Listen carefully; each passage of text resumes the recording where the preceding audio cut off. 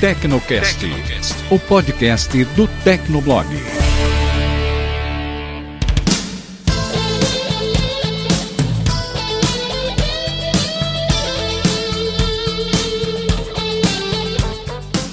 Olá, ouvinte! Seja bem-vindo, está começando mais um episódio do Tecnocast. Eu sou o Thiago Mobilon. Eu sou o Paulo Riga. E eu sou o Felipe Ventura. Bom, a gente tem recebido muitas perguntas de leitores e ouvintes querendo saber se tá na hora de comprar Bitcoin, se vale a pena comprar Bitcoin, ou basicamente o que é Bitcoin, para que serve, né? Hoje a gente vai explicar um pouquinho o que é essa criptomoeda e tentar responder essa dúvida. Vai ser um episódio, acho que um pouquinho polêmico, né? Só um pouquinho. Começamos depois da caixa postal.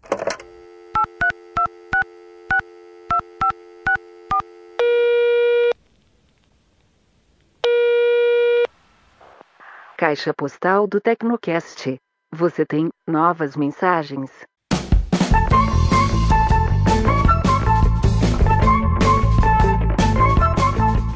Antes da gente começar a leitura aqui, o Riga tem uma historinha que ele queria compartilhar com a gente da época que ele usava Linux, Riga. O que é isso? Meu passado negro, né? Isso foi lá, sei lá, pra 2005, até 2008. Eu ficava trocando de distribuição Linux a cada semana, assim. Tipo, Meu hoje Deus. a gente vê no Tecnogrupo, né, o pessoal mais hardcore trocando de ROM de smartphone Android toda hora e tal, pra ver qual que tem mais desempenho. Então eu ficava trocando de distribuição Linux. Quem nunca, né? Então, tipo, como a maioria dos brasileiros, eu comecei lá com o Kurumin. Não sei se muitos lembram, né? Daí eu fui migrando pra outras. Tinha o Debian, que era legal porque era mais estável. Aí o Ubuntu era interessante porque era super simples de usar. As coisas simplesmente funcionavam, né? Não tinha que fazer nada. Acho que foi a primeira distro realmente amigável pra uma pessoa normal. Daí passei, sei lá, pelo OpenSUSE, Mandriva, Fedora, Arch. Eu fiz uma lista aqui pra conseguir me lembrar de tudo. Mas, tipo, se você pegar as 30 distros mais populares ali, com certeza eu testei pelo menos metade. Nossa. E, nossa, eu lembro que eu fui avançando, né? Eu fui conhecendo mais o sistema e tal. E tinha umas distros muito burocráticas, tipo o Arch Linux. Foi minha distro preferida, assim, por muito tempo. E ele funcionava meio que assim, você baixava uma imagem de disco ali de 150 MB e ele só via com o terminal. E o kernel, obviamente. Daí você dava boot daquilo ali no terminal, né? E você instalava essa distribuição mínima no computador. E aí você baixava manualmente a interface gráfica. Meu Deus. E aí você Deus. baixava manualmente tudo. E lembrando, você não baixa a interface gráfica antes de baixar o servidor gráfico. Você não baixa o servidor gráfico antes de baixar a dependência do servidor gráfico. Então, tipo, eu tava muito feliz, né? Porque eu tava, nossa, eu tô fazendo meu sistema do zero. Deve ser tipo montar um computador, assim, pela primeira vez. E eu só instalava o que realmente importava. Mas sempre dava uns paus absurdos. Tipo, de uma hora a interface gráfica parava de funcionar. E como é que eu resolvo isso, né? Daí depois o codec de MP3 não funcionava mais. Naquela época a gente ouvia MP3, né? Não tinha OGG. E, enfim, algumas coisas não tinha pacote, tinha que ficar compilando manualmente. Mas eu adorava, porque tipo, aparecia... E tinha que baixar tudo na internet de escada também, né? Não, naquela época já tinha DSL de 128 kilobits por segundo. Ah, uau. Eu baixava o código-fonte dos programas, eles eram maiores do que os programas. Eu lembro que o Firefox tinha 44 MB, quando o aplicativo compilado, assim, o binário já tinha, tipo, 5 MB. Então, mas sei lá, tipo, eu compilava ali, botava as flags, etc. Esses termos complicados que a gente usava naquela época. Meu Deus. Nossa, eu ficava muito feliz, aparecendo aquele monte de letrinha no compilador, passando a tela, assim, tipo, compilando tal arquivo. Achava sensacional. Bom, se você já passou por toda essa situação do Riga, alguma coisa desse tipo eu sei que você já fez, você deve saber que, tipo, é complicado pra caramba, né? O trabalho que dá isso fazer. Pouquinho só. A gente tá fazendo esse gancho aqui porque esse programa, esse Tecnocast, é um oferecimento da Easy Invest e eles querem que a gente mostre pra vocês o quão fácil é investir. E de fato, cara, investir perto disso daí que o Riga tá falando é moleza. A Easy Invest tem um aplicativo de renda fixa que é super simples de usar, né? Você instala no seu smartphone e a partir dali você já pode fazer seu cadastro e sair investindo muito fácil. Eles têm algumas playlists de investimento, que é como eles chamam, né? Que é para diferentes perfis de pessoas. Então, por exemplo, você você está começando a investir, tem a playlist de iniciantes, ou se você está investindo a longo prazo para fazer a sua aposentadoria, você segue a playlist de longo prazo. Enfim, é super fácil. No aplicativo da Easy você pode começar a investir com R$30, é bem pouquinho, e os investimentos em renda fixa tem taxa zero. Para saber mais, acesse o canal da Easy Invest no YouTube, que eles explicam tudo sobre finanças, e aproveita e já baixa o aplicativo de renda fixa para começar a fuçar aí e ver como funciona. Tenho certeza que vai ser muito mais fácil do que fazer root no seu Android e compilar o seu Linux. O link para tudo tá na descrição desse Tecnocast.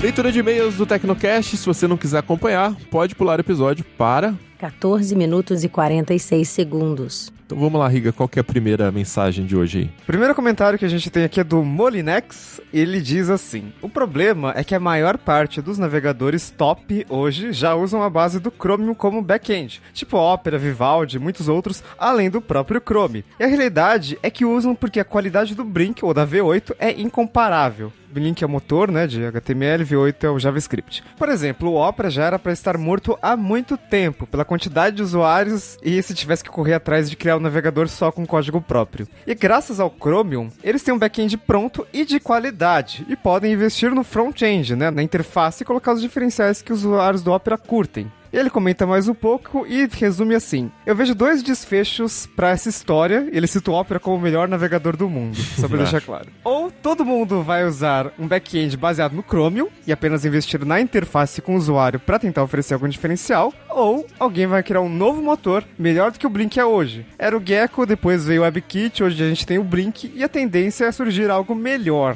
De qualquer forma, opções de navegadores não acabarão, mesmo que você escolha só baseado em algum truque de interface. Creio que as opções serão mantidas. Então, esse truque de interfaces está sendo utilizado já há bastante tempo, né? No episódio, a gente citou até o exemplo do Flock, por exemplo. Enfim, não é de hoje que surgem navegadores com propostas de, vamos fazer uma interface mais clean, vamos ter um recursinho a mais. E isso, a gente já viu que, tipo assim, não é suficiente para manter usuário. Até, deixa eu fazer uma emenda aqui num outro comentário, né? Teve um cara que falou aqui que Veritas, Firefox é uma maravilha, de um ano pra cá melhorou em tudo, fora que a quantidade de extensões é insuperável. E teve muita gente que falou também que, não consigo abandonar o modo de ver YouTube no Opera, que dá pra você abrir a janelinha do lado, acho que o Safari tem isso também agora. Cara, vocês estão perdendo o ponto da discussão, né, do tópico do último Tecnocast. Eu recomendo, quem não leu ainda, vai lá no post, pega o link que a gente citou, que é o post original do CTO lá, o Andreas Gall. Isso. É, o ex-CTO da Mozilla, né? Então ele mostra com gráficos por que a disputa de mercado mudou. Hoje em dia é mobile first. Tudo isso que vocês falaram é válido, mas é válido pra gente, pra nós geeks. Pra massa, que é o que está em debate aqui, pouco importa. E a prova disso é que o share dos navegadores continua despencando. Parte por causa da migração pro mobile, que não faz sentido ficar instalando navegador no desktop, quanto mais no mobile, né? Enfim, então são detalhes válidos, porém, pra vocês, pra nós, geeks. Pra massa, whatever. Lembrando que o objetivo do Tecnocast não foi discutir qual navegador era melhor, né? Sim, sim. Eu entendo, todo mundo tem suas preferências. Senão ia virar guerra nuclear, né? Qual navegador é melhor. Exatamente. Bem, próximo comentário. O próximo é do Highlander e ele diz até uma coisa que vai de encontro aqui que a gente tá falando.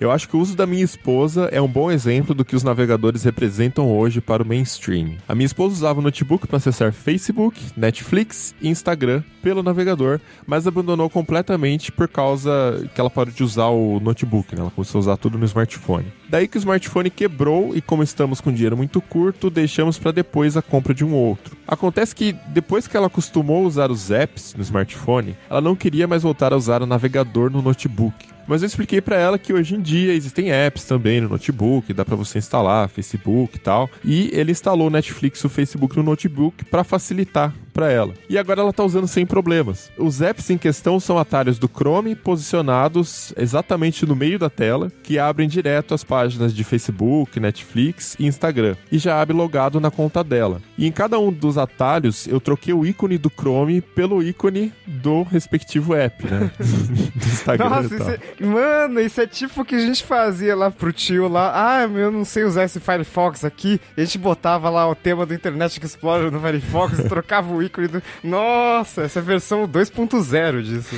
É bem isso, mas é curioso ver como agora ela consegue usar só porque trocou o ícone, né? Sim. Não é um app de verdade, continua sendo um navegador. Exatamente. E isso vai também um pouco do que a gente falou, né, no smartphone.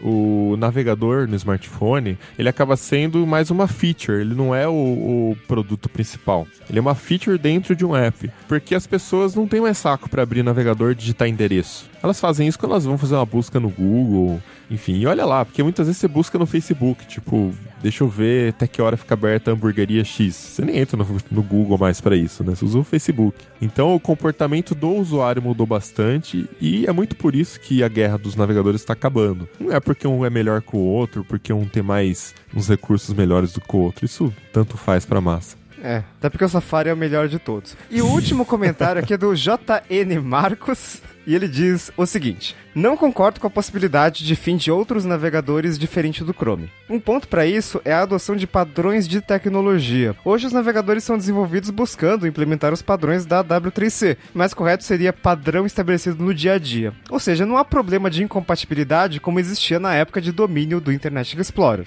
Outro ponto é que pela dominância do Chrome, hoje apesar de mais usado, se torna o mais atacado pela comunidade de tecnologia. O Chrome, por exemplo, carregará essa imagem de ser pesado e por muito tempo. Sofrerá com um movimento, provavelmente mais fraco que outros, de substituição. Na verdade, essa discussão é baseada sempre que a dominância de algo acabaria com outros. Mas seja em sistemas operacionais, seja em programas de edição de imagens, seja em navegadores, sempre há espaço para outros. Não, nada a ver, não é nada disso. Só espero que os browsers não fiquem tão limitados a usarem a base do Chromium. Dos baseados nele, o que ainda não me encheu foi o Opera, que usem outros motores, ou use o seu, ou mudem a interface. Para tentar quebrar esse reinado atual do Chrome, acho que o Edge seria, em tempo médio, o candidato mais provável. Ah, não, fanboy da Microsoft, não. A Microsoft parece engajada em quebrar essa soberania nos browsers. Adicionaria o Firefox numa renovação. Acho que ainda a marca é forte. Cara, qualquer empresa tá engajada em ganhar mercado. Se elas vão conseguir ou não é outra história, né? Então, Edge. Quando a gente pensa, Microsoft, mobile.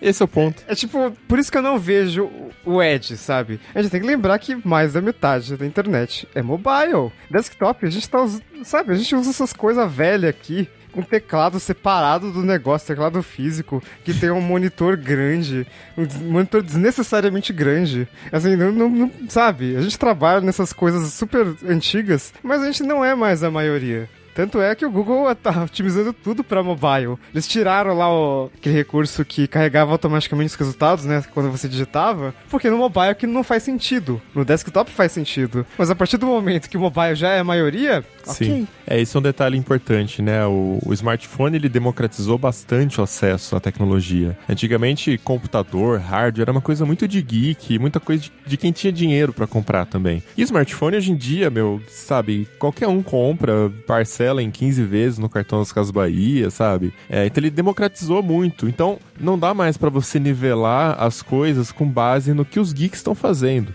no que os geeks estão usando. Então não é com base na dominância de mercado vai acabar os outros. Não é essa a discussão. A discussão é, a gente tem uma galera nova utilizando, é um público muito mais amplo e um público leigo, e o comportamento dessa galera é completamente diferente hoje em dia do que era na época que só tinha o computador, que não existia o smartphone, né, que as pessoas baixavam programas e ficavam procurando no Google programa pra baixar e testar, enfim. O mundo é diferente, galera, a gente tem que aceitar que é isso aí.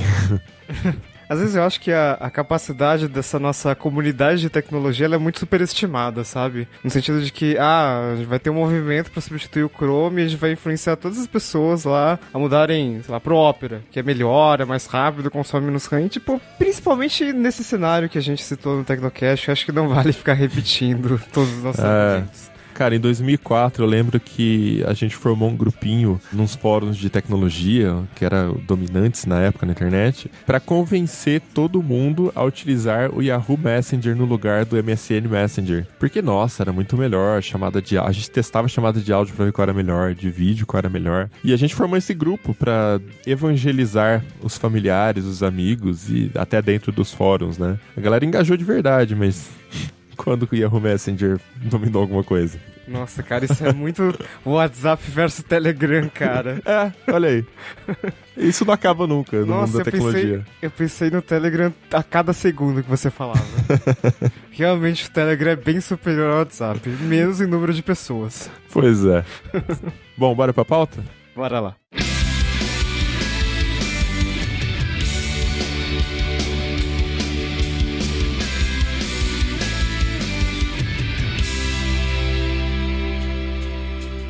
Bom, então como eu falei na abertura, né, eu tô recebendo bastante gente perguntando, assim, se vale a pena investir em Bitcoin, comprar Bitcoin e tal. E é meio complicado, né, de explicar pro pessoal por que sim, por que não, né? Eu tenho falado que não para ser mais simples, né? Resumir mais. E durante esse episódio vocês vão entender que o tema é complexo realmente. Mas para fazer um full disclosure aqui na abertura, deixa eu falar, né? Da minha parte, eu tenho Bitcoin, não vou falar que eu invisto, mas eu comprei Bitcoin em janeiro, eu deixei para alugar, enfim, tô mantendo na carteira aí até agora para ver o que acontece.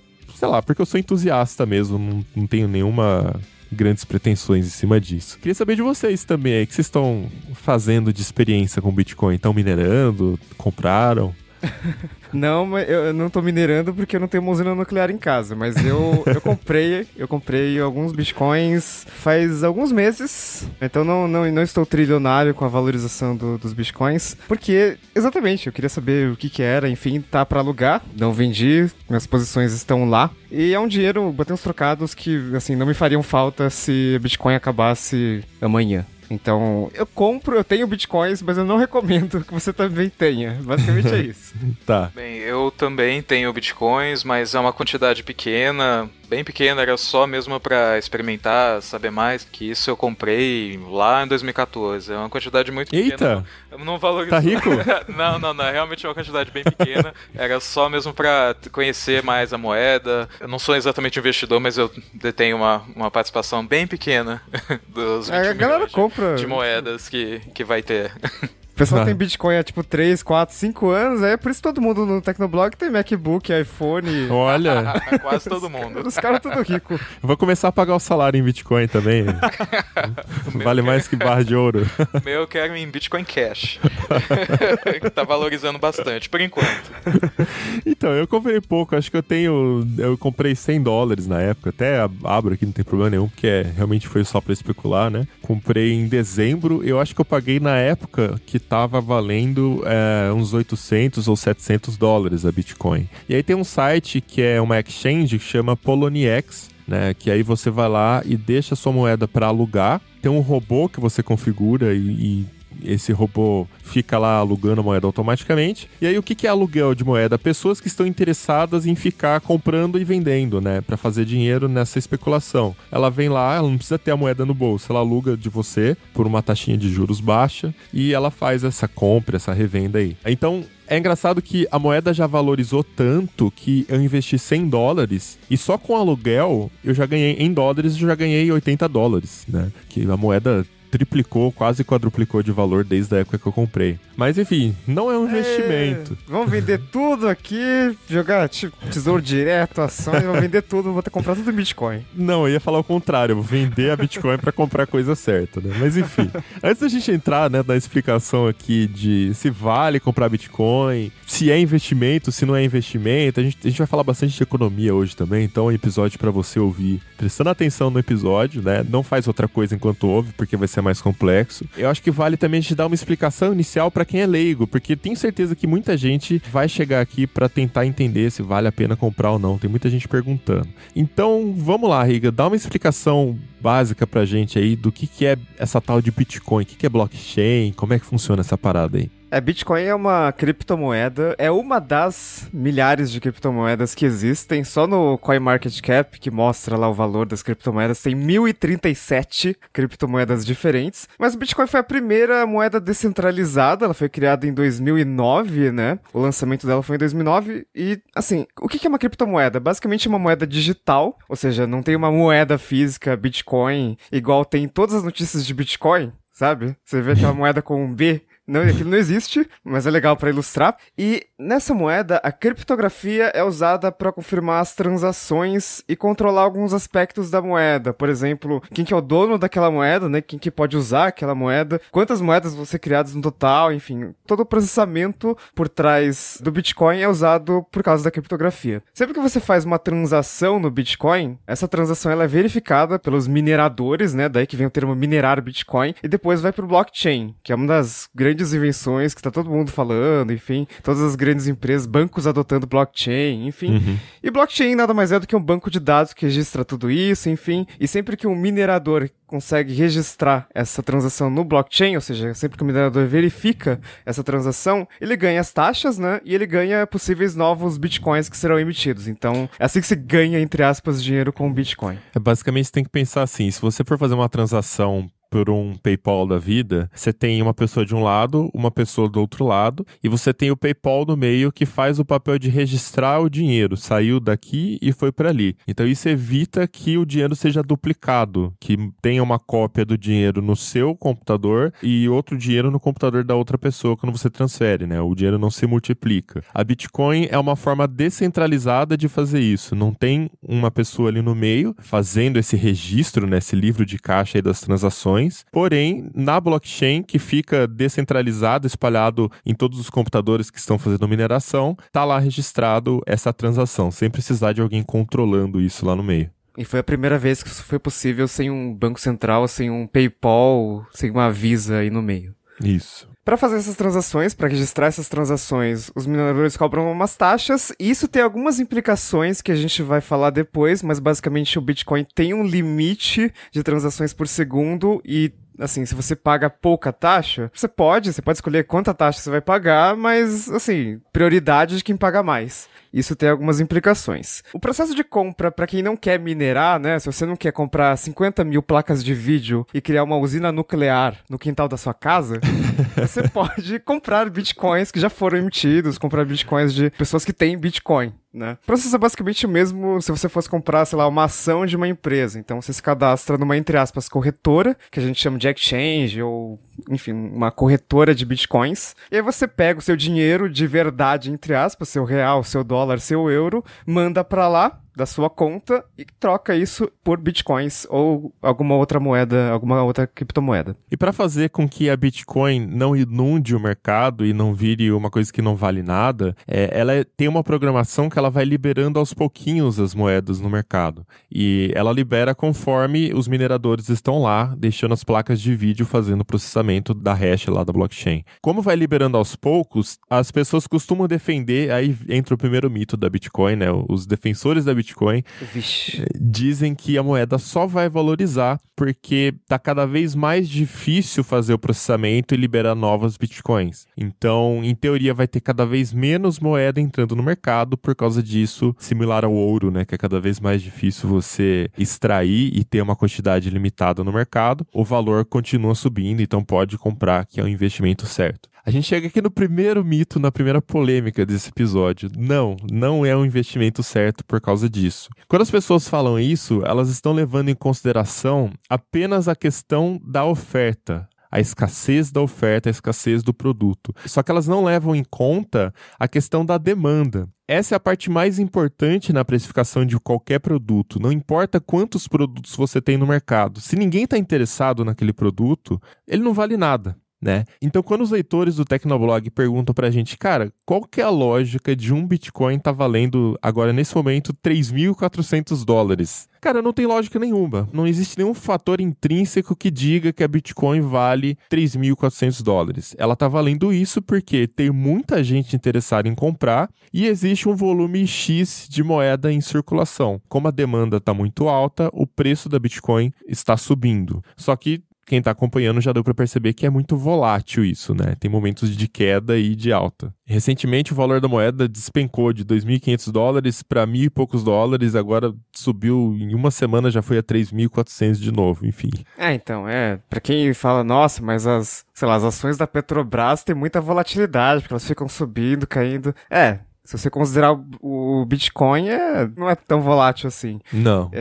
O Bitcoin agora tem meio que estabilizado, apesar dessas últimas crisezinhas aí, né? Mas tinha uma época, bem lá no começo, lá quando a gente começou a cobrir isso de verdade, que foi lá em 2012, 2013, que teve... Lembra do fechamento do Mt. Gox? Que era aquela exchange japonesa lá, que, enfim, teve assalto lá, roubo de bitcoins, e eles perderam os bitcoins dos clientes. E aí deu uma queda absurda, e aí demorou muito pra se recuperar. Então foi tipo, ela valia $900, aí cai despencou para 200, assim. Quem imaginaria, né, que hoje estaria valendo 3.334?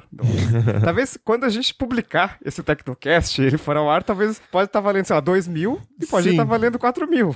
Na verdade você falou que ela estabilizou, mas no dia 5 de agosto ela estava valendo 2.800. Ou seja, 2 dias depois já tá valendo 3.400. Cara, isso não é estável.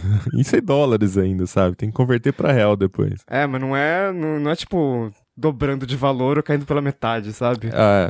Tá menos ruim, assim. Tá, você tá dizendo em relação aos crashes que já rolou aí.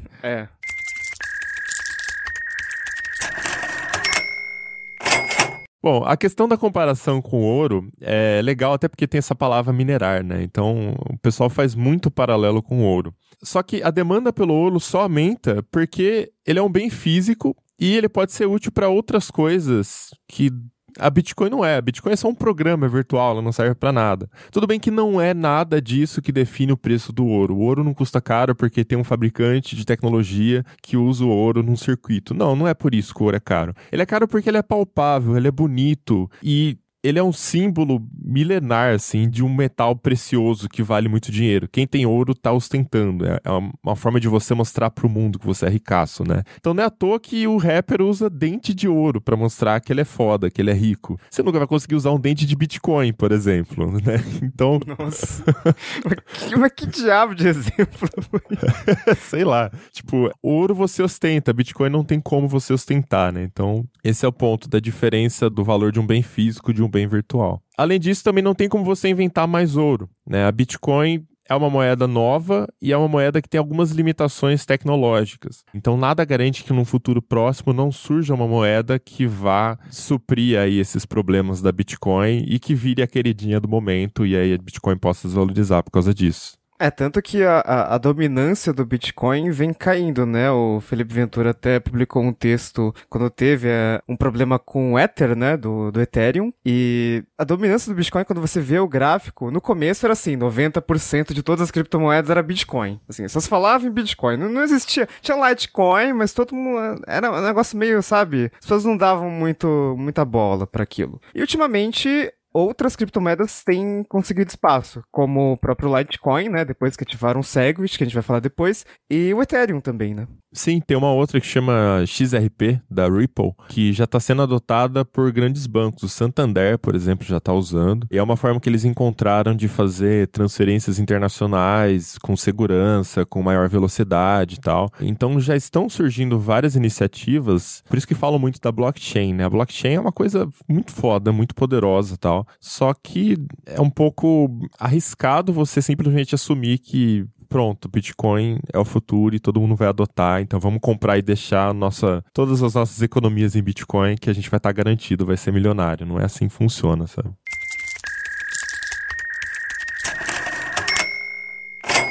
Um ponto que o Riga tocou é a comparação com a Petrobras, né? Quando a gente está investindo numa empresa, o valor da ação, no longo prazo, pelo menos, o valor da ação, ele é definido pelo lucro que a empresa traz. Então, se a empresa não mostrar resultados e não continuar melhorando os seus resultados ano após ano, o preço das ações vai cair ou vai acompanhar esses resultados ruins, né?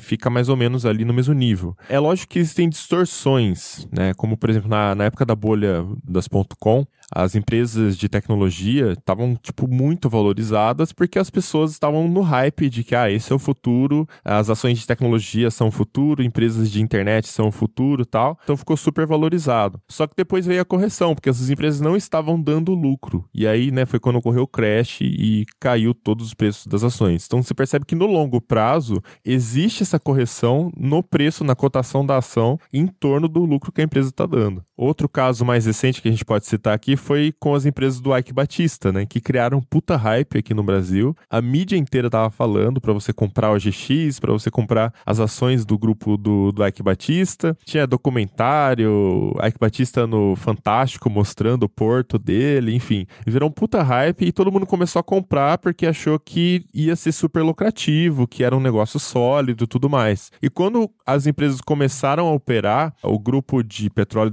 que é a OGX, né, quando começou a fazer extração, viu que não ia conseguir extrair a quantidade de petróleo que tinha prometido para o mercado. Então, o que aconteceu? Um crash enorme e as ações despencaram. Como todas as outras empresas também do Ike Batista dependiam uma das outras, né? Quando uma caiu, foi puxando as outras junto. Existe, quando você fala de ações de empresas, quando você vai definir o valor de uma empresa, você precisa fazer um exercício de futurologia. Pensar quanto que essa empresa vai ter de lucro daqui a 1 ano, 2, 3, 4, 5 e fazer as contas e daí sai o preço que você espera que essa empresa valha para uma ação. A questão da OGX, a questão da bolha.com é que o valor da empresa ficava muito no futuro, então qualquer coisa que errasse, qualquer lucro que na verdade fosse um prejuízo, já punha a perder toda a valorização da empresa. E no caso do Bitcoin, a gente está numa situação um pouco parecida. O valor da moeda depende de alguma coisa que vai acontecer no futuro, que é o de terminar a emissão de moedas, ou de essa moeda ser adotada por mais empresas e virar realmente uma moeda de troca, mas que isso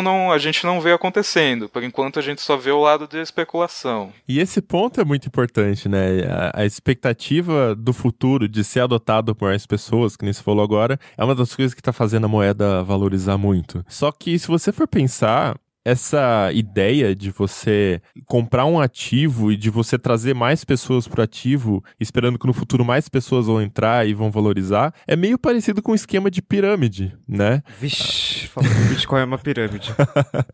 Não, se você for pensar só por esse ponto, é muito parecido. Você percebe que quem tá aderindo ao Bitcoin hoje é muito fanático. Não sei se vocês participam de grupos de discussão no Facebook sobre Bitcoin. Sim, mas tô bastante risada às vezes eu fico meio irritado. E, cara, a galera é muito, muito bitolada, cara. É bizarro, assim. Mas eu fico só olhando, não comento nada. Eu nem me arrisco também. E se você comenta qualquer coisa leiga, mesmo que seja uma pergunta, sempre aparece 5 te xingando, te zoando, tipo, ninguém pra te ajudar, assim, é bizarro. Mas, assim, a Bitcoin é um protocolo de peer-to-peer, que nem torrent ou que nem Genutella, por exemplo. Até se você for elevar isso pro nível de rede, mesmo que não seja descentralizado, você pega Facebook, por exemplo. Nenhum dos dois tem a quantidade de usuários fanáticos que a Bitcoin tá tendo nesse momento, ou com o mesmo nível de fanatismo. E o motivo é muito simples. Para quem tá dentro da Bitcoin, para quem já comprou, quanto mais gente entrar, mais dinheiro eles vão ganhar, porque daí vai valorizar mais a Bitcoin, né? Quanto mais gente comprando, mais vai subir. Uma questão de oferta e demanda. Quanto maior a demanda, mais vai subir, teoricamente, o valor da Bitcoin. Exatamente. E aí o momento em que não subir mais. Exatamente. E aí que se assemelha à questão da pirâmide, porque você precisa colocar dinheiro para entrar. A galera é fanática, tá sempre tentando trazer mais gente ali pra comprar Bitcoin, porque não, é o futuro. É bastante lucrativo, mas só pra quem entrou primeiro, né? Quem tá entrando agora, talvez quem entrou há alguns meses, quando tá um pouquinho mais baixo. E não tem nenhuma garantia que isso vai valorizar pra sempre. Ela não gera lucro, ela não é uma empresa. Não tem nada ali que diz que vai valorizar pra sempre. É simplesmente um protocolo de peer-to-peer. É um programinha muito básico que foi desenvolvido pra imitar um dinheiro virtualmente. E a galera se apaixonou, porque é realmente muito bem feita, é genial a ideia, tem suas falhas, né, mas é muito bacana, assim. Só que a galera entrou de cabeça, assim, Bitcoin é o futuro. Essa comparação do Bitcoin com uma pirâmide é uma coisa meio polêmica. Eu não sei se eu concordo inteiramente com isso, mas é algo que um investidor recentemente disse no mês passado, Howard Marks. Ele é bilionário, ele administra uma empresa de investimento chamada Oaktree Capital, e ele mandou um comunicado para os clientes falando para ficar longe do Bitcoin, porque ele considera como uma modinha sem base, né? Ou talvez até mesmo um esquema de pirâmide, é o que ele disse. Porque justamente por causa não tem nenhum valor, ele não consegue ver nenhum valor subjacente, não só tem o problema da volatilidade para você atribuir valor, como ele não vê nada subjacente. As empresas têm ações, né? O valor subjacente é o que essa empresa vai produzir. Você tem as moedas tradicionais que estão atreladas a governo, a produtividade do país, etc. E o Bitcoin fica sem essa base tradicional para justificar o valor que ele tem agora ou que dizem que vai ter no futuro. Então ele compara também com as grandes bolhas do passado, com a mania das tulipas e até com a bolha da internet, a bolha.com. Então eu não acho categoricamente que ela é um esquema de pirâmide, mas para quem tá entrando agora sem nem saber o que é ou por que ela tá valendo isso, acaba sendo um comportamento similar ao de um esquema de pirâmide. O que vai definir ou não se seria um esquema de pirâmide para essa maioria, seria a questão de será que a Bitcoin vai ser adotada em massa como dinheiro, né? Porque até o momento ela não é dinheiro, ela é um produto. Por exemplo, uma barra de ouro, sei lá, um colarzinho de ouro que você tem na sua casa aí, ele vale dinheiro. Pô, é ouro, vale mais que, né? Vale mais que dinheiro. O Silvio Santos já diria já. Mas você não vai na padaria e fala assim, olha, tá aqui minha correntinha de ouro, me dá 10 pãezinhos. Até porque que pãozinho caro, né? No caso daria, eu acho que o padeiro ficaria muito feliz, inclusive. Enfim, você não vai no açougue e compra uma carne Angus aí, sei lá, uma carne cara, com uma correntinha. Você teria que trocar o seu ouro por dinheiro corrente, moeda corrente do país, para daí conseguir fazer sua compra, né? Então, a gente tem que enxergar a Bitcoin não como dinheiro, como produto nesse momento. É um produto virtual. E ela tem o valor que as pessoas estão falando que tem. Que as pessoas estão dispostas a pagar, enfim, é só isso. Se um dia a Bitcoin virar moeda corrente, no sentido de você poder fazer empréstimo no seu banco em Bitcoin para financiar a sua casa própria, sei lá, ou da sua mãe, da sua avó tá recebendo a aposentadoria do INSS usando Bitcoin, né? Então, eu não acho que vai chegar nesse ponto, e não, se chegar não vai ser com Bitcoin, porque Bitcoin tem muitas falhas, muitas coisas que precisam ser resolvidas assim. Mas até chegar nesse ponto, toda essa galera que está entusiasta da Bitcoin é uma mera questão de especulação. E aí se assemelha muito a esquema de pirâmide. Para aprofundar isso um pouco, essa comparação do Bitcoin com a pirâmide é uma coisa que é realmente, talvez seja meio difícil de engolir, especialmente se você gosta da moeda, mas é assim, para você entrar no Bitcoin, você tem que pagar. Você compra o Bitcoin com os reais que você ganhou de salário ou com dólares que você trocou, etc. Agora, esse dinheiro que você usa para entrar no Bitcoin é um dinheiro que vai para as pessoas que já têm Bitcoin, né? Então, são as pessoas que já investiram antes. Então, se você está comprando Bitcoin agora por $3.500, você está comprando de alguém que investiu quando custava $100, né? Então, você está dando uma diferença de $3.400 para alguém que já tinha o Bitcoin. Pelo quê? O que se realmente vale essa diferença de preço que você está pagando? Isso vai se acumulando. À medida que o preço vai subindo, mais pessoas vão comprando, até você chegar no que define o valor do Bitcoin, que é o que exatamente? Por isso que tem essa comparação com a pirâmide. É difícil assim, mas ao mesmo tempo é um dinheiro que você precisa investir, mandar esse dinheiro para as pessoas que já investiram antes, e quanto mais gente vai investindo, mais o valor vai subindo até ir para... É um jogo de soma zero. Para ganhar, alguém tem que perder. Esse é o ponto. E a pirâmide é mais ou menos assim. O problema é que a pirâmide geralmente é associada com crime, né? Esquema, tal. A Bitcoin não é isso. Não é criminosa, não é esquema, não tem nada de ilícito. É muito legal, uma tecnologia muito foda, na verdade. Só que comprar para lucrar se assemelha a um esquema de pirâmide. Então, cuidado. Não entra de cabeça nisso achando que é um negócio certo, sabe? E a gente vai até chegar um pouquinho na questão desse descentralizado, mas nem tanto. Vocês vão entender por que tem que tomar cuidado com isso.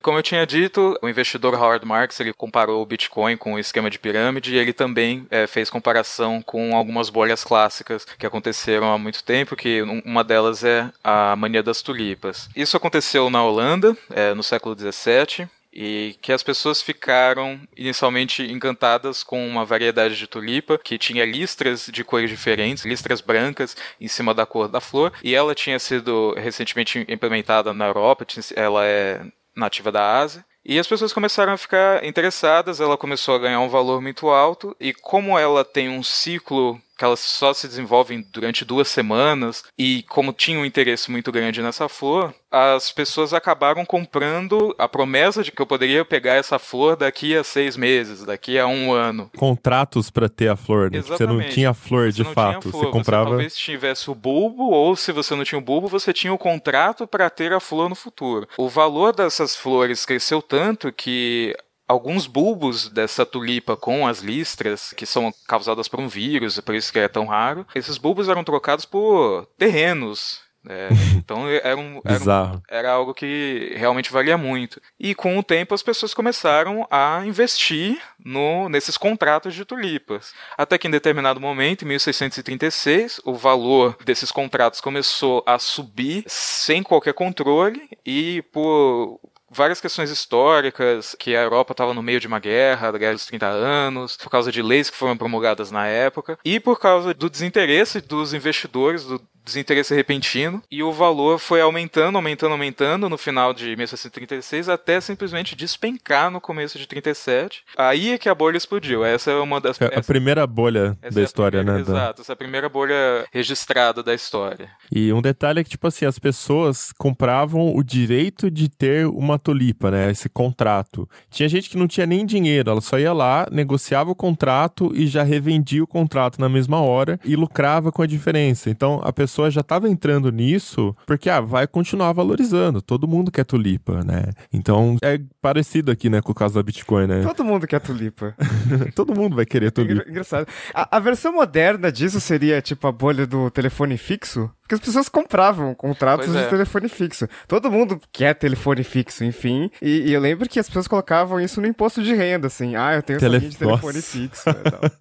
Na questão das tulipas, ainda teve mais um fator agravante na bolha aí, né? Que eles já estavam negociando mais contratos de tulipas do que existiam tulipas. E um detalhe é que naquela época não se tinha tecnologia para saber que era um vírus. Foi descoberto depois disso. Então eles cultivavam a tulipa sem saber se ela ia sair com as listras. Então você começou a ter um mercado inundado de contratos, inundado de pessoas renegociando, revendendo esses contratos insanamente, e o lastro disso era uma tulipa que você nem sabia se ia ver com o vírus, que ia ver com aquela listrinha, né? Então, essa é a primeira bolha registrada na história. Mas uma consequência dessa bolha é que não apenas as tulipas, entre aspas, especiais estavam supervalorizadas, como também as tulipas normais. Porque, bom, é tulipa também, né? Então, se essa daqui especial vale um terreno, essa daqui, no mínimo, vale uma geladeira, né? Sei lá. Não tinha geladeira na época, mas enfim, vocês entenderam a comparação. E isso também é um pouco parecido com o que está acontecendo hoje com criptomoedas, né? Tem muita gente leiga entrando para comprar Bitcoin e fala, bom, a Bitcoin um dia custou alguns centavos, hoje vale $3.000. Então acho que eu posso comprar também aqui essa outra criptomoeda, que ela também vai valorizar no futuro. Então calma, gente. Vamos olhar a história da humanidade e aprender com os erros do passado. Inclusive, tem muitas criptomoedas que é só você ver a lista de criptomoedas e aí você encontra uma aqui, por exemplo, deixa eu rolar a página rapidinho aqui. Então, tem uma aqui que vale uma Cia Coin. Ela vale $0.009339. Ela vale menos de 1 centavo de dólar. Se acontecer de, por exemplo, ela passar a valer $1, você teve uma valorização de quantos por cento? Você multiplicou em 100 vezes o seu capital. E ela também pode não valer nada no futuro, ela pode morrer. E já aconteceu isso várias vezes. Com várias criptomoedas já nasceram, morreram. Tem uma que ela não morreu, mas ela não tem liquidez nenhuma. Então, se você compra, meio que, sabe, você não tem como... Você fica com mico, assim. Você não vende, então, esse ponto da liquidez é muito importante, né? Não é porque o valor aumentou um pouquinho que você vai conseguir vender no futuro. Então, depende do volume de dinheiro aí que você colocou nisso também.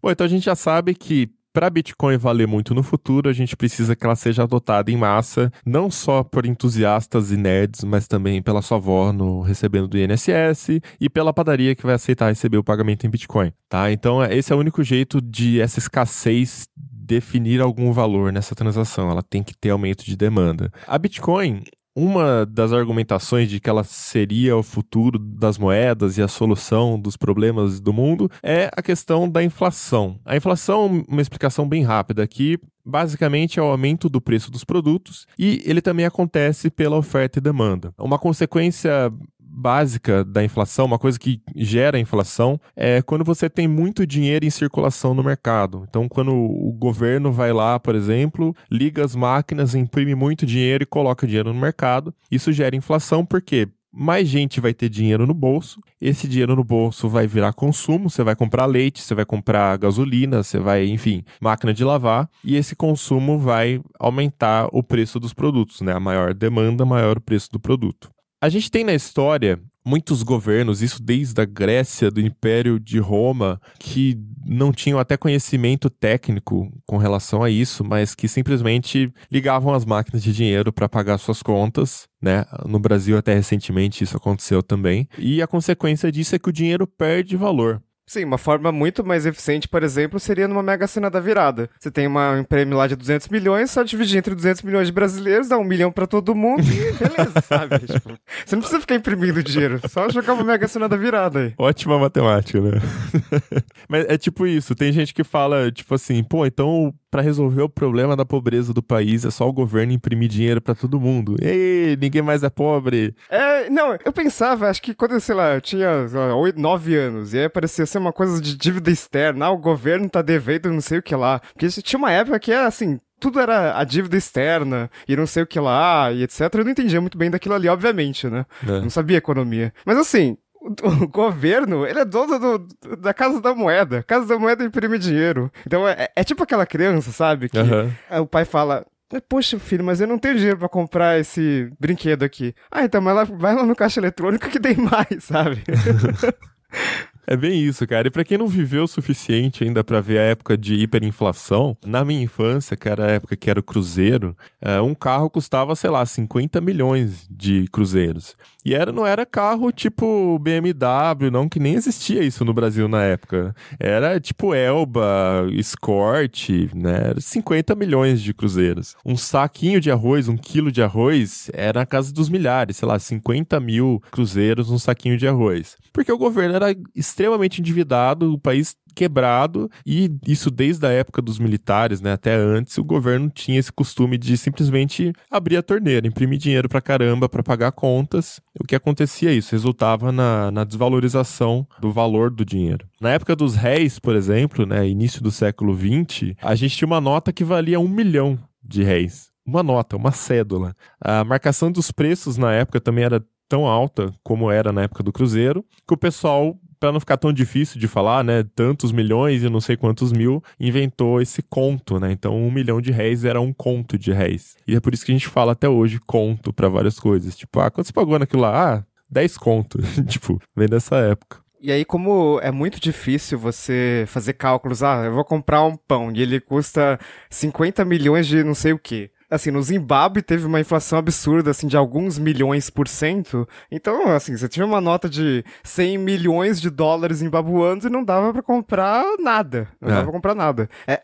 O governo vai cortando zero na moeda. Então, tô tendo aula de jornalismo econômico esse ano, né? E meu professor, ele tem uma nota de estimação dele, que é uma nota de cruzeiro, e ela tem um carimbo, tipo, é uma nota de 5 mil, aí tem um carimbo assim, vale 5. Sabe? É uma nota com carimbo, porque, tipo, em vez de ficar imprimindo dinheiro toda hora, que é caro, né? Tem que ficar imprimindo, gastando papel, gastando tinta, os caras simplesmente botavam carimbo na nota. E aí cortava o zero da nota. Hoje em dia o governo não é mais essa forma mais popular de você colocar dinheiro no mercado, né? Hoje em dia, como é tudo eletrônico, você controla muito mais na questão da taxa básica de juros, que é a Selic. Então, o custo do dinheiro, né, abaixa quando você abaixa a taxa básica de juros. Então, os bancos emprestam dinheiro mais barato, com menos juros, e do banco vai para empresas, para pagar salário, vai para pessoas comprarem casas, apartamentos, enfim. Essa é a forma de injetar dinheiro no mercado hoje. Mas o lastro da economia, diferente do que muitos defensores de Bitcoin falam, não é o nióbio, não é o ouro. O lastro do dinheiro é a produção do país, o PIB. O governo vai controlando a taxa de inflação, tanto que agora está caindo, né, a taxa Selic, de acordo com a produção do país. Se o país tem produção suficiente para absorver o dinheiro que está no mercado, você consegue inserir mais dinheiro, você consegue abaixar a taxa de juros. Agora, se o país não tem produção e você joga dinheiro a rodo no mercado, o que vai acontecer é que o preço de tudo vai subir pra caramba e a gente vai voltar à época do Cruzeiro, de ter que ficar remarcando o preço 2 vezes por dia no supermercado. Então, essa não é a solução para nada. É uma forma mais simples de dizer isso, assim, todo mundo tá com mais dinheiro, mas não tem mais produto para comprar. Então as coisas vão ficar mais caras porque é uma questão de oferta e demanda, assim. Isso. Se todo mundo tem dinheiro pra comprar 5 milhões de pães, o pão não pode custar o mesmo que ele custa hoje, porque não tem pão pra todo mundo. Não tem farinha pra todo mundo, não tem trigo pra todo mundo, né? Vai indo até o começo da cadeia de produção. E dizem que a Bitcoin seria uma solução pra isso, se ela fosse adotada mundialmente, porque ela é emitida aos poucos. Então, nunca teria um banco central emitindo moeda demais, fazendo cagada no mercado, porque ninguém está no controle da Bitcoin. Isso realmente é uma teoria bem bacana, assim. Porém, também existe o contrário. Se a produção mundial aumentasse mais do que a Bitcoin poderia emitir moedas, a consequência disso seria recessão, porque não teria dinheiro suficiente no mercado para absorver os produtos que estão sendo produzidos pelas empresas. A consequência disso é, as empresas teriam que demitir funcionários, então gera pobreza do mesmo jeito. Tem que haver um equilíbrio entre emissão de moeda e produção. O lastro vai ser sempre a produção. Não é o nióbio, gente. Não acha que vai colocar nióbio e vai resolver os problemas.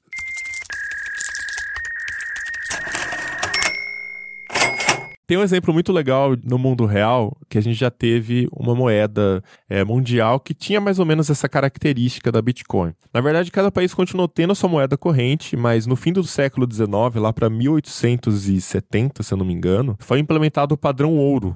A Inglaterra, né, impôs isso para o resto do mundo, porque na época a Inglaterra era a grande potência mundial. E o padrão ouro consistia basicamente em que todo banco era obrigado a ter uma reserva de ouro equivalente ao dinheiro que ele está emitindo para a população. A consequência disso é que ouro você não tem como do dia para a noite colocar bilhões, né, no mercado, então você não inunda o mercado de dinheiro, não gera inflação. Isso trouxe uma certa estabilidade econômica porque todos os países mais ricos do mundo entraram nessa do padrão ouro, né, aceitaram esse acordo. Então a quantidade de dinheiro em circulação no mundo inteiro estava equalizada ali pela quantidade de ouro que você conseguia extrair. Mas essa estabilidade acabou na Primeira Guerra, porque quando você entra em guerra, você precisa financiar, né, a guerra, e o que aconteceu foi que a Inglaterra começou a abandonar o padrão ouro e começou a imprimir dinheiro a rodo para financiar a guerra. Ou seja, não deu certo, porque ainda alguém tinha o controle de imprimir dinheiro. Era só um acordo. Então, esse é um exemplo bacana de como seria o mundo ideal utilizando o Bitcoin. Só que, nesse caso, ninguém conseguiria burlar as regras do jogo, nenhum país ia conseguir lá imprimir mais Bitcoin, emitir mais moeda, né? Só que aí tem um detalhe. Em 1875, o PIB do mundo era de 568 bilhões de dólares. Hoje já está na casa dos 77 trilhões de dólares a atividade econômica do mundo todo somada. Então, é lógico que hoje em dia você precisaria de muito mais moeda para fazer essa economia funcionar do que você precisava na época do padrão ouro, que foi em 1870, né? É um pouquinho diferente. Não sei se a Bitcoin daria conta disso. O Bitcoin tem esse limite de 21 milhões de Bitcoins. Então, no máximo, não vai ter o Bitcoin número 21 milhões e 1.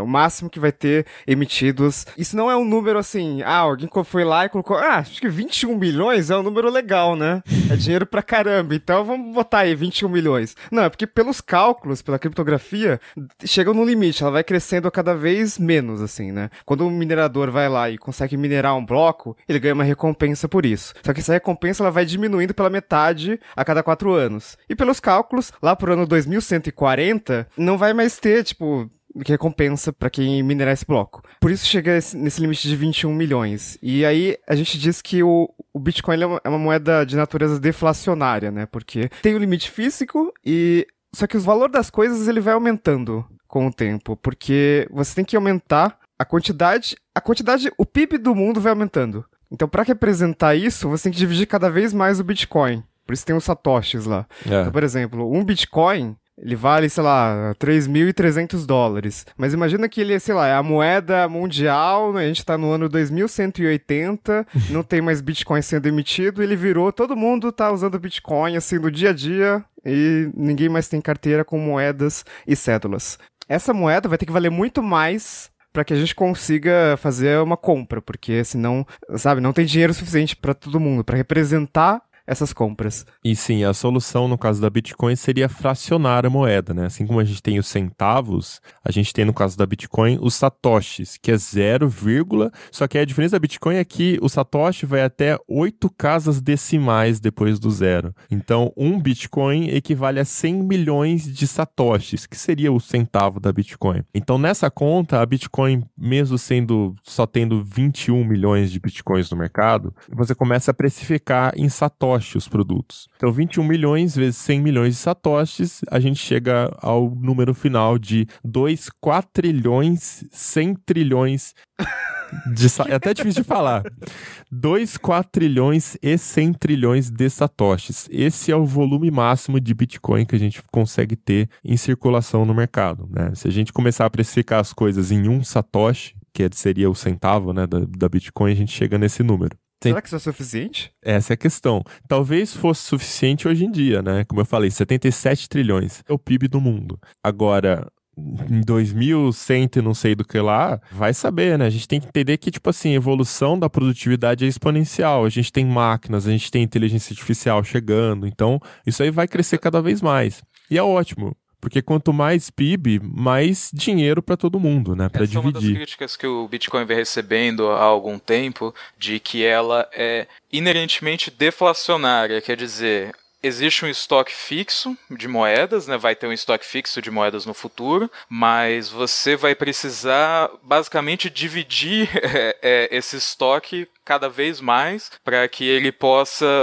manter o seu valor, para que você possa trocar bens por bitcoins ou trocar bitcoins por outra moeda. Então, isso significa que o valor de cada moeda precisa diminuir com o tempo, porque o estoque é fixo, né? Uma hora ele vai parar de crescer, vai chegar nos 21 milhões ou próximo disso, e você vai precisar de cada vez mais divisões dessa moeda para poder realizar transações. O problema é que a maioria das moedas que a gente usa, elas são inflacionárias. Você vai precisando de cada vez mais moedas, de cada vez mais reais, de cada vez mais dólares para comprar a mesma coisa. Isso não é uma coisa ruim. A maioria das economias capitalistas, elas têm, especialmente países desenvolvidos, elas têm uma inflação baixa. A inflação baixa, a inflação, ela reflete a situação econômica do país e também o emprego. Porque para você produzir coisas, você precisa pagar pessoas para que isso seja produzido. E os salários, eles não têm uma tendência a cair. Ou eles ficam iguais ou eles sobem. Os salários,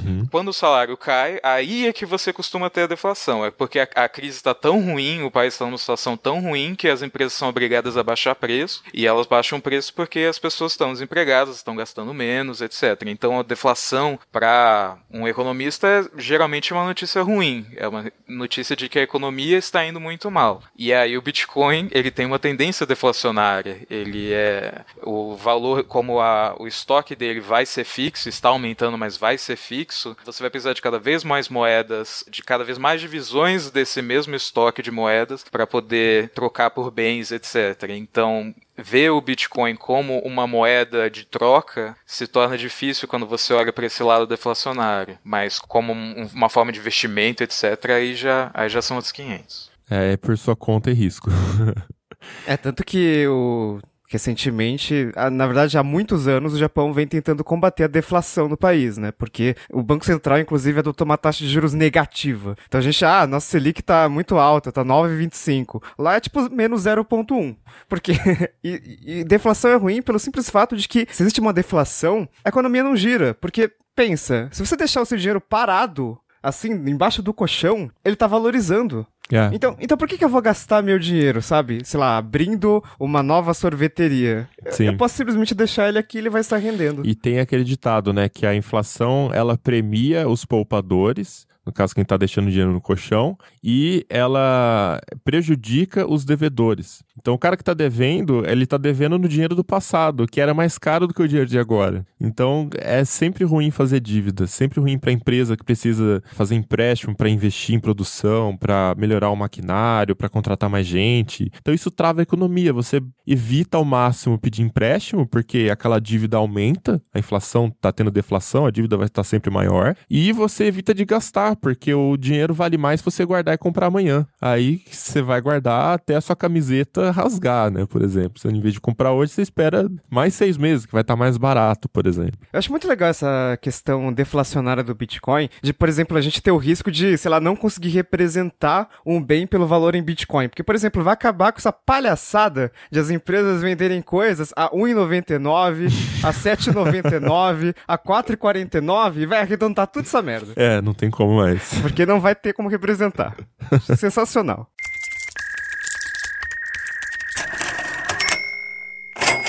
Então é por isso que os governos têm metas de inflação, né? Que nem aqui no Brasil, a meta é 4,5% ao ano. É mais seguro para o governo trabalhar com uma meta de inflação levemente positiva do que correr o risco de você ter uma mínima desinflação. Então é por isso que o governo está sempre trabalhando a Selic, trabalhando a taxa básica de juros de forma a injetar um pouquinho mais de dinheiro no mercado do que ele precisa, para você não correr o risco de ter deflação, que seria péssimo para todo mundo. Mas assim, nesse caso, o governo controla o dinheiro, ele controla a circulação, os juros, se ele quiser imprimir, ele imprime, né? No caso da Bitcoin, dizem que a moeda é descentralizada. Tá, em teoria, a moeda é descentralizada, ninguém controla, nenhum governo tem o poder de ir lá e emitir mais moedas. Na prática, como funciona? Você precisa de poder de processamento, você precisa de hardware, e com esse hardware você deixa ele ligado na rede, processando, e você vai sendo recompensado em forma de emissão de novas moedas. Como o Rig explicou no começo do episódio, quando a Bitcoin foi lançada,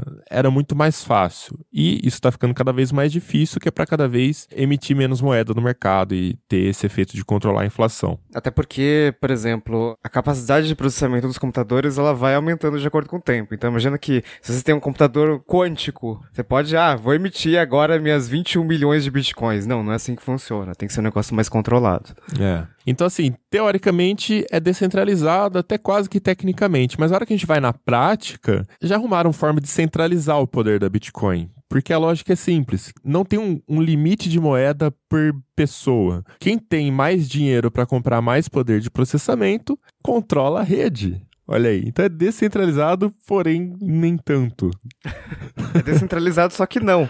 Na verdade, ele é centralizado onde as condições são mais favoráveis para você minerar Bitcoin. Então, se o custo do hardware para minerar é mais baixo, se a placa de vídeo é mais baixa, se um hardware especializado... Placa de vídeo hoje não dá mais para minerar Bitcoin, mas se o hardware especializado em mineração de Bitcoin é mais barato no seu país, você vai ter uma vantagem. Se o custo de energia elétrica é mais baixo, você também vai ter muito mais vantagem. Então, e o que acontece hoje é que é meio difícil citar precisamente esse número, mas tem umas estimativas que mostram que entre 80% e 98% do volume de Bitcoin é na China. Nossa. Então, é descentralizado, mas não é descentralizado. A China não tem 8 bilhões de pessoas, tem só 1,3 bi. Só 1,3 bi.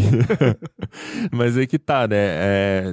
Novamente, as pessoas que têm dinheiro no mundo real conseguiram se posicionar de forma a ter dinheiro na Bitcoin. Se você tem dinheiro para montar um super data center lá na Islândia, que é mais frio, então você gasta menos com refrigeração e a energia elétrica é mais barata, então você conseguiu minerar mais Bitcoin, né? E você é o grande poderoso que tem mais Bitcoin na sua carteira. Então, é descentralizado, mas acaba não resolvendo esse problema, né? Ainda tem um grupo de pessoas, um grupo de empresas que detém esse poder de processamento da rede e que acaba, de certa forma, controlando a quantidade de moeda que está em circulação. Então você que se acha fodão porque comprou a Bitcoin por $500 e agora tá valendo 3.400, lembre-se que tem essa galera que tá minerando desde que ela valia centavos, né? Então, imagina a quantidade de Bitcoin que essa galera tem na carteira e o que não aconteceria se essa galera simplesmente resolvesse vender tudo do dia pra noite. Então, de certa forma, poderia até ter uma bolha se formando, é do interesse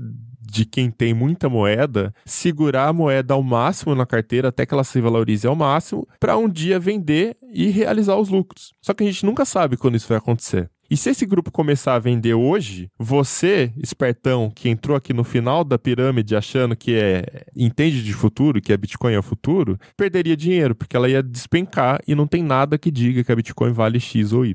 Ela vale simplesmente a quantidade de gente que está querendo comprar e a quantidade de produto que está sendo ofertado no mercado. Em outras palavras, seria a bolha da Bitcoin, se isso acontecesse. Eu estaria mais feliz se eu fosse o cara lá da Pixar que ganhou 10 mil bitcoins pra entregar uma pizza, né? Que a primeira grande transação com o Bitcoin foi em 2010 e teve o cara lá que comprou lá 10... você aceita Bitcoin? Tipo, ninguém conhecia Bitcoin, era 2010, a moeda foi lançada em 2009. Então, aceito, beleza. Não valia nada, obviamente, não valia um centavo de dólar aquilo. E o cara foi lá, aceitou, agora eu não sei onde foram parar essas moedas. Será que ele vendeu? Se ele perdeu, tipo, deixei aqui, essa bosta aqui não serve pra nada mesmo, sei lá, eu ia ficar muito triste, no mínimo. Cara, mas tem a história daquele cara, um americano, eu não vou lembrar números exatos, mas bem no comecinho ele pegou o notebook dele e deixou minerando lá na Entusiasta e tal. E ele acumulou, tipo, milhares de bitcoins. Foi muita bitcoin. A gente noticiou isso no Tecnoblog. Aí, no certo dia, o computador ficou velho, a moeda, ele nem lembrava mais, ele jogou o computador no lixão e jogou fora. Aí, de repente, um tempo depois que ele foi ver que tava valendo, sei lá, mais de $1.000 a bitcoin, e ele lembrou, caraca, eu tinha não sei quantas. Eu sei que valia, tipo, um absurdo, de $50 milhões, sei lá, 100 milhões de dólares. Era uma coisa muito alta, cara. Eu tenho os números aqui. Ele conseguiu minerar 7.500 bitcoins. No dinheiro de hoje, isso dá vezes $3.400. 25.500.000 dólares. Troquinho de pinga, né? Pouquinho. E eu lembro que ele tava até promovendo uma caça ao tesouro, assim. Quem conseguisse achar o notebook dele lá no lixão, que ele saiba até qual lixão que o notebook foi parar, só que são pilhas de lixo, né? Quem conseguisse achar, ele ia pagar uma recompensa pra ele recuperar os bitcoins que ele deixou salva lá. Eu fiquei com dor por causa desse cara. Foi foda. Pois é, e o problema é que, assim, provavelmente ninguém vai mais achar esse HD, né? Ou se alguém achou, não contou pra ninguém, obviamente. E, assim, é um Bitcoin que se foi, né? Ele se perdeu. Não tem mais Bitcoin, não vai mais dar pra usar esse Bitcoin. Não repõe, é verdade. Tem essa também, né? A gente tá falando que são 21 milhões, mas durante o tempo as pessoas perdem a Bitcoin. Sim, não serão 21 milhões em circulação nesse ano 2140 aí. Assim como o ouro também é um recurso limitado, a gente já existem estimativas da quantidade total de ouro que existe na Terra, né? Mas existe muito ouro que se perdeu, naufragou com pirata, que foi enterrado em cadáver com dente de ouro, enfim, mesmo tendo aquela quantidade, não está em circulação.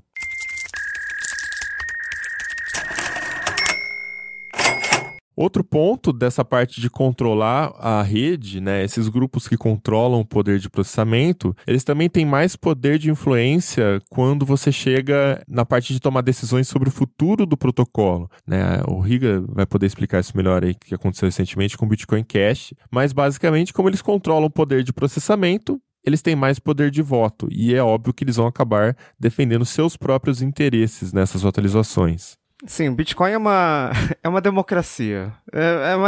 É tipo uma moeda... Aspas. É um negócio consensual, assim. Então, pra ter uma mudança, como o Bitcoin é uma moeda digital e tem um software, né, que controla o Bitcoin, tá no computador de todo mundo, que minera Bitcoin, precisa ter um consenso entre quem minera para haver uma mudança. Então, por exemplo, agora está tendo um movimento para ativar uma tecnologia chamada Segwit. Ela foi ativada recentemente na Litecoin, que era também uma criptomoeda bem antiga, né? E deu muito certo lá, triplicou o valor da Litecoin, enfim. As pessoas estão bem felizes do Litecoin com a Segwit. E essa tecnologia, ela basicamente... Ela corrige algumas falhas do Bitcoin, né? Tem uma falha de maleabilidade que eu acho que não vale a pena ficar comentando muito sobre ela.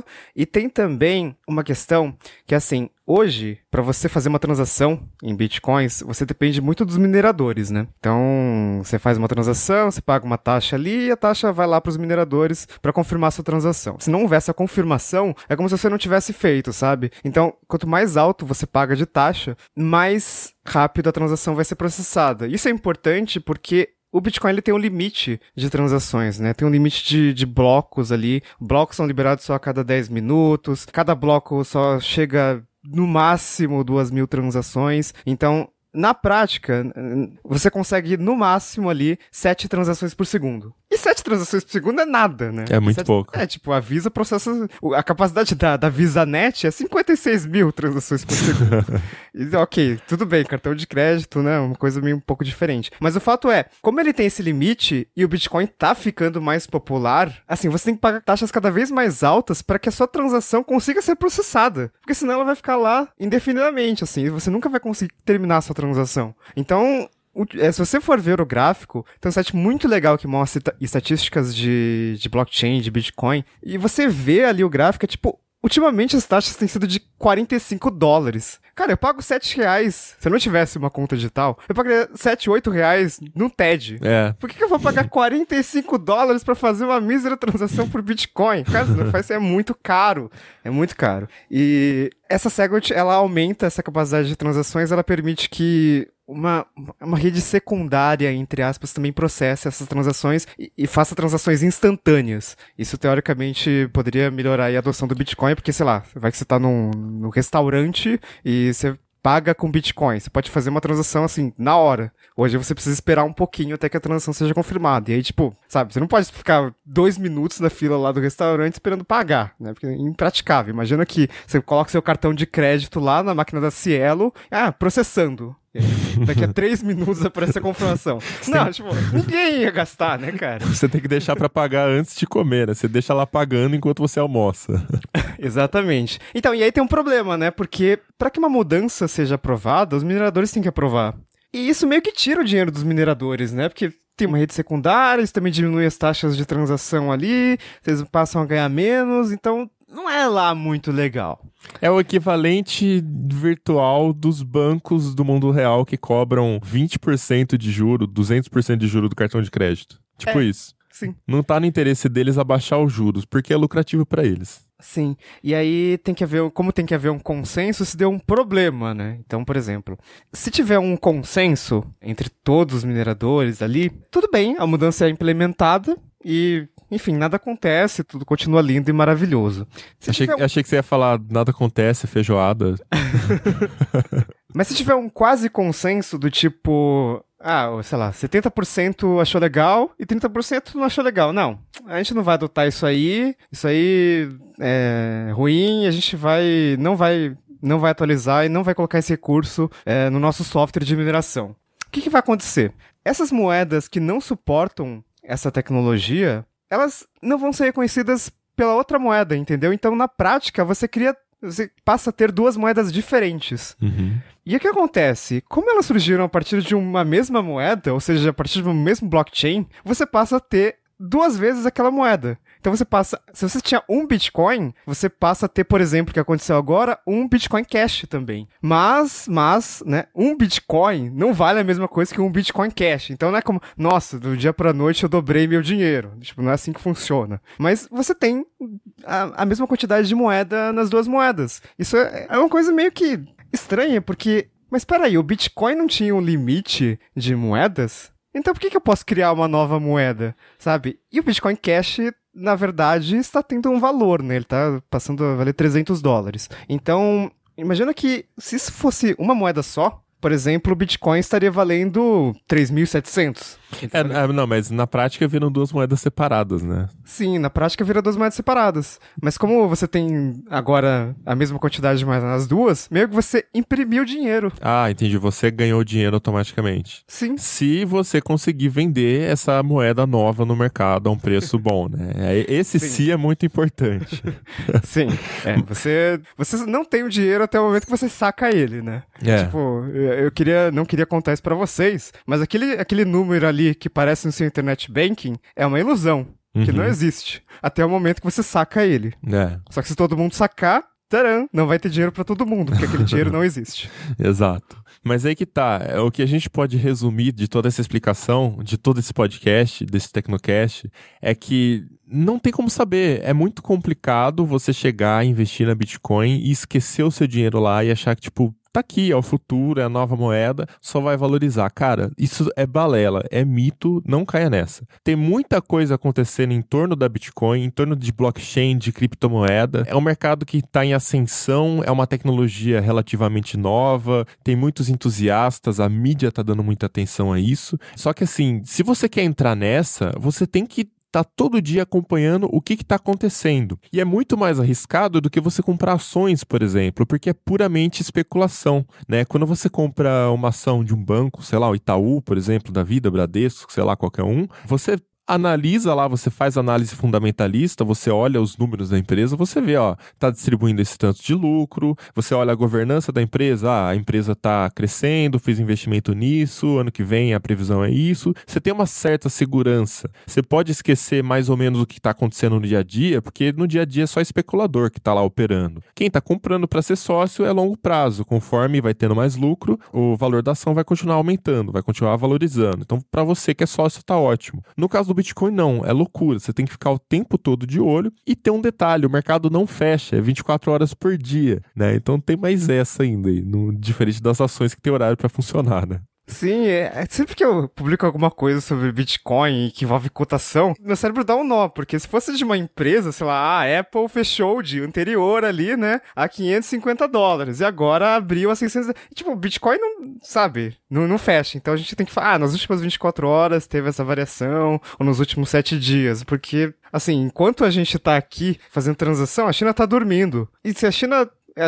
domina o Bitcoin. Que domina, né? Que a China... Enquanto a gente tá dormindo, a China tá lá fazendo transação com o Bitcoin. Então muitas coisas podem acontecer enquanto eu estou dormindo. E então, eu tenho medo disso. Então imagina que a bolha estoura lá na China enquanto você tá dormindo. Você vai acordar e todo o seu dinheiro evaporou.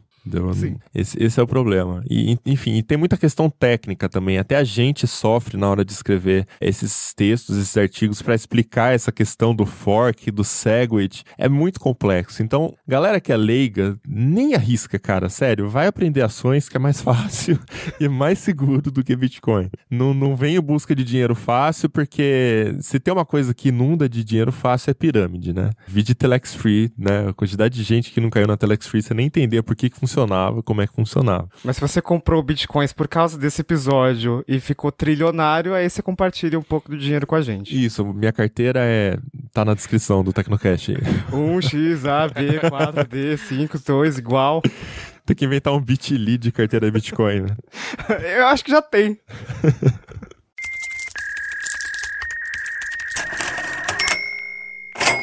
Tem uma outra questão aqui, só para finalizar o podcast, que é um problema que observaram aí mais na filosofia da Bitcoin, né? Na teoria da Bitcoin.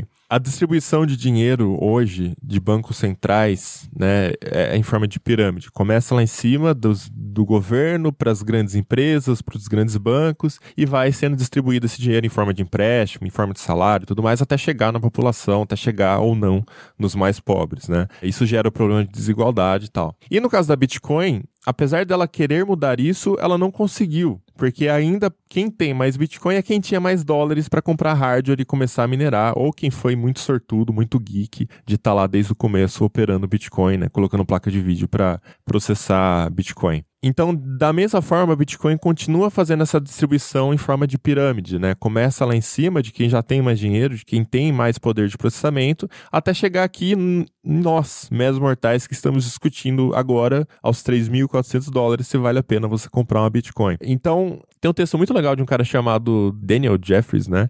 Do blog Hacker Noon, que ele explica um pouquinho isso, é um texto um pouco grande, mas eu acho muito bacana ler, sobre uma criptomoeda que poderia ter uma distribuição de forma a acabar com a desigualdade social e resolver aí um pouquinho o problema da pobreza, né? Então você atribuiria uma chave por pessoa, e essa pessoa não consegue colocar milhões de computadores processando, né? Você tem uma emissão de moeda bem distribuída entre todas as pessoas. A desigualdade ainda poderia vir na forma de, eu sou um grande banco, eu tenho muito dinheiro, eu quero comprar as moedas de todo mundo. Beleza, ele pode comprar, mas essas pessoas receberiam dinheiro de qualquer forma, né? Então, para filosofar, é um texto bacana, eu vou deixar linkado no post desse Tecnocast também.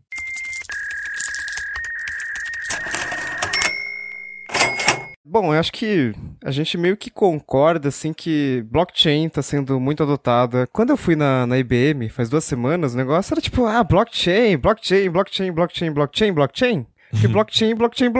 né? Blockchain é blockchain. E assim, é uma tecnologia muito sensacional. Porque ela, enfim, por tudo que a gente já falou aqui no episódio. Mas uma coisa que a gente tem que ter em mente é que, assim, blockchain ser o futuro não significa necessariamente que Bitcoin é o futuro. Exato. outra criptomoeda, outra tecnologia que utilize blockchain pode ser o futuro. A blockchain ela pode ser utilizada para várias coisas. A gente pode fazer um episódio depois explicando isso também, né? Mas basicamente é só registro descentralizado com criptografia, né? Você pode utilizar isso em cartório, para registros médicos, enfim, para governo, várias coisas, várias utilidades para essa tecnologia. Mas, como o Riga falou, não significa nada para a Bitcoin. Por exemplo, no momento a gente está tendo muitas empresas lançando-se no mercado através do blockchain. Então, em vez de você comprar ações de uma empresa, que seria via IPO, né? Quando uma empresa entra na bolsa de valores, você usa o ICO, que a empresa se financia utilizando o blockchain. Então ela lança-se no mercado e você vai lá e vira sócio da empresa comprando a criptomoeda dela. E isso eu achei muito bacana também, porque aí você não fica dependendo de taxa de corretora, de taxa da B3, por exemplo, que é a Bovespa, né, de nenhuma bolsa de valores. Você consegue operar tudo na rede, peer-to-peer, como seria torrent, né? Mas pela blockchain no caso. Então isso eu acho muito legal também. A tecnologia, ela é foda por causa disso. Porém, não significa que Bitcoin, que é só um programinha de moeda dentro da blockchain, utilizando a tecnologia de blockchain, que será o futuro, que será a moeda definitiva do futuro. Ela é só a primeira e, enfim, conseguiu conquistar muita atenção por causa disso.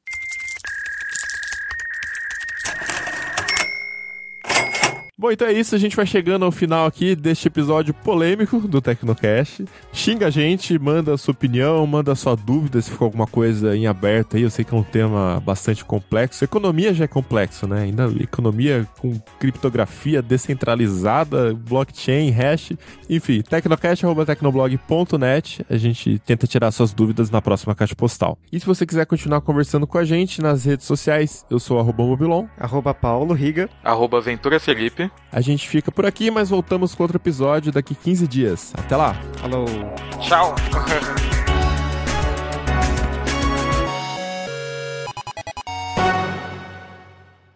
Este podcast foi editado por Radiofobia, podcast e multimídia.